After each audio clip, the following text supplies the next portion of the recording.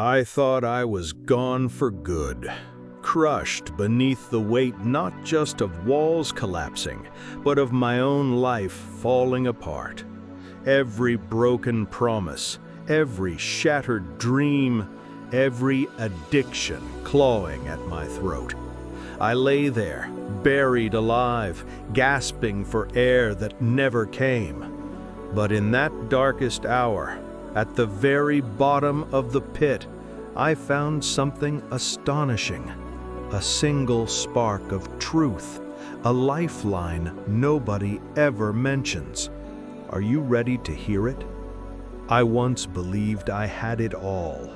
A high-powered job, a sleek apartment overlooking the skyline, a regimented routine that looked flawless on the outside. Yet inside, I was walking through a minefield.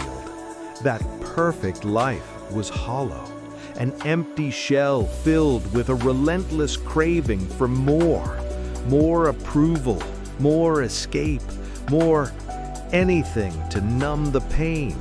So I reached for substances, for mindless distractions, convincing myself it was just a harmless way to unwind. The late nights at the office blurred into late nights alone. One drink led to another. The relief was immediate, the fallout inevitable. Gradually, those safety valves became iron bars. I built walls around my soul with every pill, every shot, every swipe. Prisoner to my own compulsions, I traded freedom for a fleeting high. My work suffered, friends vanished, family watched helplessly as I sank deeper. And how could they help someone who refused to admit the truth? I caught their glances, pity, fear, disappointment, and they were right. I was disappearing. The mirror showed a stranger, hollow eyes, pale skin, and a terror I couldn't escape. A terror that whispered, "This is forever." Then came the day I hit absolute rock bottom. No overdose, no arrest. Worse, a moment so brutal that shattered the last link to my humanity. My daughter, my 7-year-old, waited for me to take her to the park. Hours passed. When I finally stumbled home, I found her perched on the stoop, tears etched into her young face. No anger, only that crystalline disappointment. It crushed me. In her eyes, I wasn't Dad. I was the addiction, and it had buried me alive.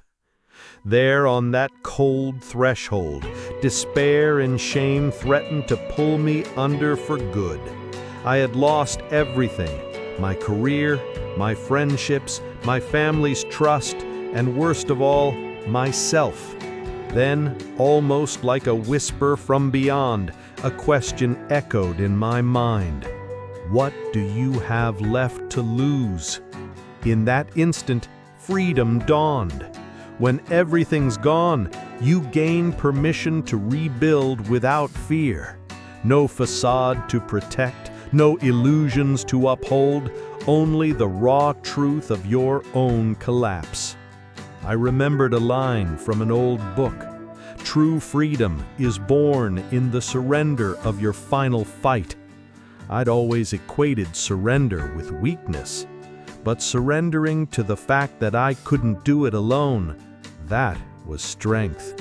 It meant admitting my powerlessness, then daring to accept help. It meant letting go of the fight against the fall and embracing the brutal honesty of my situation.